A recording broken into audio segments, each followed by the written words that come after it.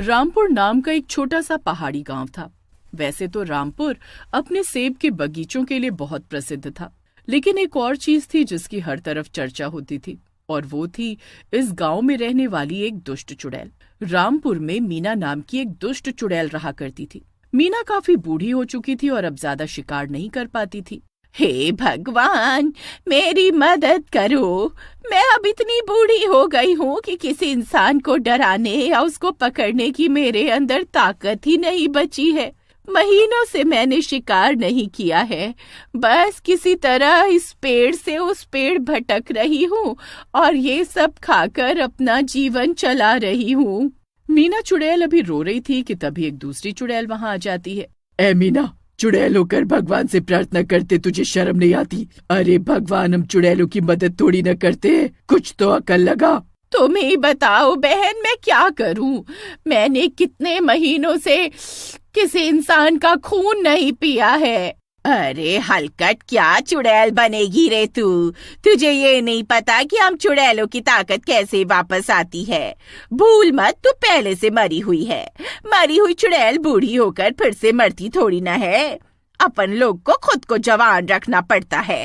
लगता है चुड़ैल बनने के बाद तूने ट्रेनिंग सही से नहीं की थी। हाँ, बात तो तेरी एकदम सही है। मेरे को ना ट्रेनिंग में बड़ा बोरिंग फील होता था, इसीलिए मैंने चुड़ैल बनने की ट्रेनिंग वाली क्लासेस में गोला मार दिया था। चल मैं तेरे को बता देती है। इस गांव में ना सेब के ढेरों बगीचे हैं, लेकिन इन बगीचों में कोई एक पेड़ ऐसा है जिस पर जादुई फल लगता है। वो जादुई फल खाने से हम चुड़ैलों की ताकत फिर से वापस आ जाती है। क्या बात कर रही है? मुझे बताना वो पेड़ किधर है। सब कुछ मैच बता देगी तो तू क्या करेगी? जितना मेरे को बताना था बता दिया, अब तू जाकर ढूंढ। मंजरी की बात सुनकर मीना को थोड़ी सी उम्मीद तो बंध ही गई थी। अब वो फिर से पहले की तरह जवान चुड़ैल बन जाएगी और फिर इंसानों का स्वादिष्ट खून पीकर अपनी प्यास बुझाएगी। उस जादुई पेड़ की तलाश में अब मीना चुड़ैल भटकना शुरू कर देती है। वो बारी बारी से हर सेब के पेड़ पर जाती है और उसका फल तोड़कर खाती, इस उम्मीद में कि शायद कभी तो उसे वो जादुई पेड़ मिल ही जाएगा। महीनों बीत गए थे जादुई सेब ढूंढने के चक्कर में। मीना ने इतने सेब खा लिए थे कि अब तो सेब देखकर ही उसका मूड खराब हो जाता। एक दिन, ये बगीचा तो बड़ा सुंदर लग रहा है। थकान भी बहुत हो गई है। आज इस ऊंचे वाले पेड़ पर रुक जाती हूँ।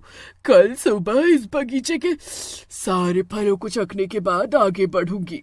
अगले दिन सुबह बगीचे का मालिक श्याम बगीचे में आता है और फल तोड़ने लगता है। मीना चुड़ैल भी वहीं बगीचे में एक पेड़ के ऊपर बैठी हुई थी। और बताओ श्यामू भाई, क्या हाल चाल है? अरे बगीचा तो तुम्हारा बड़ा खूबसूरत दिख रहा है। सेब लदे पड़े हैं पेड़ों पर। बिल्कुल सही कहा भाई तुमने, सब ऊपर वाले की कृपा है। लेकिन देखो, जहाँ गांव के बाकी पेड़ों पर सिर्फ सर्दियों में ही सेब आता है, मेरे बगीचे में साल के 12 महीने फल लगता है, और फल भी इतना स्वादिष्ट और रसीला होता है कि उसके अच्छे दाम मिल जाते हैं। सब आप लोगों की दुआओं का नतीजा है भाई। रामू तो चला गया था, लेकिन श्याम की बात सुनकर मीना चुड़ैल सोच में पड़ जाती है। क्या कहा इसने? इसके पेड़ पर साल के 12 महीने सेब आता है और इसका सेब गांव के बाकी सेब से अलग भी है। कहीं यही तो वो पेड़ नहीं है जिसकी तलाश में मैं महीनों से भटक रही हूँ। अब तो मैं इसके बगीचे के सारे फल तोड़कर खा जाऊंगी। मीना की खुशी का कोई ठिकाना ही नहीं था। मीना किसी तरह रात होने का इंतजार करती है और रात के समय पेड़ से नीचे उतरती है। हाय रे मेरी कमर! अब तो बुढ़ापे में ये घुटने भी दर्द करने लगे हैं। अब इस बुढ़ापे में पेड़ पर लटकने में कितनी मेहनत लगती है, ये इंसानों को कभी समझ में नहीं आएगा। पता नहीं, इस शाम के बगीचे के सेब तो बिल्कुल भी स्वादिष्ट नहीं है। खाने का मन ही नहीं कर रहा। लगता है अभी पके नहीं हैं, कच्चे हैं। लेकिन मुझे इसके स्वाद से क्या करना है?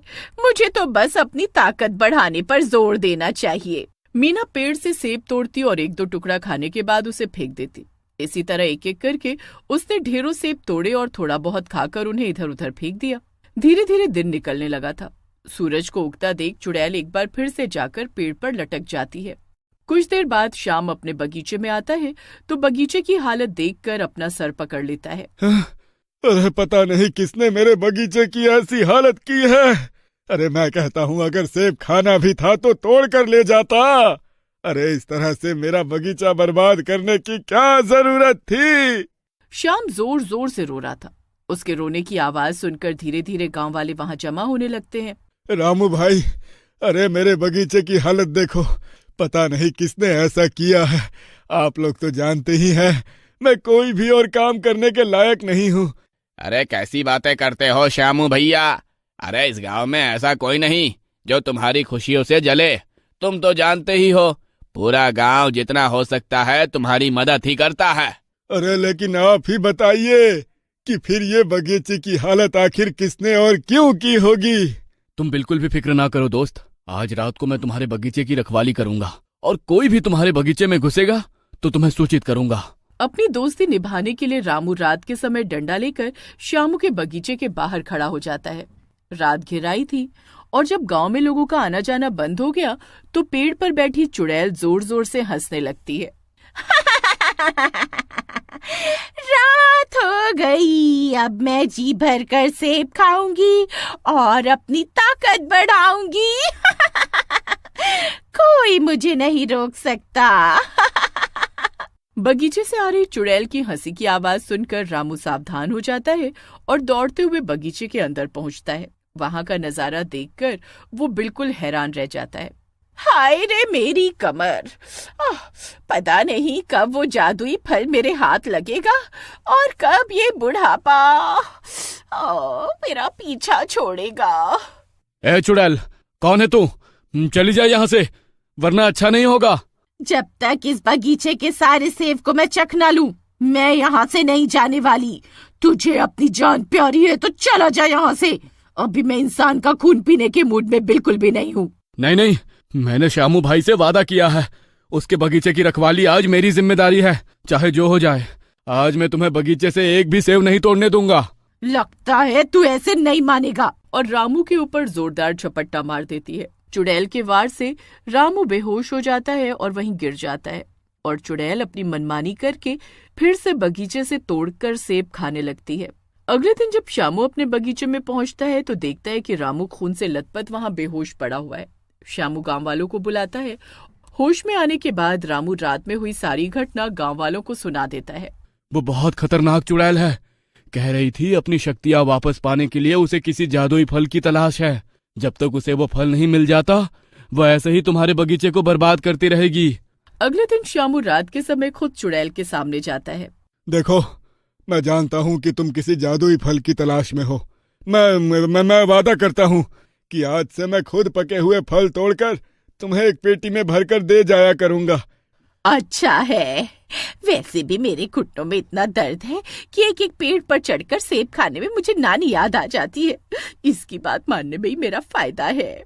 ठीक है, कोई चालाकी नहीं। तू खुद से मुझे सेब दे जाया कर तो मैं तेरा बगीचा बर्बाद करना बंद कर दूंगी। रामू भाई, तुमने जो मेरे लिए किया उसका एहसान तो मैं नहीं चुका सकता, लेकिन तुम्हारा बदला मैं जरूर लूंगा। उस चुड़ैल को मैं छोड़ने वाला नहीं हूँ। नहीं नहीं भाई, वो चुड़ैल है, कुछ भी कर सकती है। तुम उससे दूर ही रहो। हम गांव वाले मिलकर तुम्हारे लिए कुछ और सोचेंगे। उस बगीचे का मोह छोड़ दो।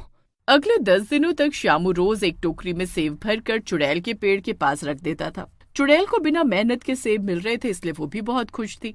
पूर्णिमा के दिन। अब चुड़ैल जी, आज मैं आपके लिए अपने बगीचे के सबसे अच्छे पेड़ के फल लेकर आया हूँ।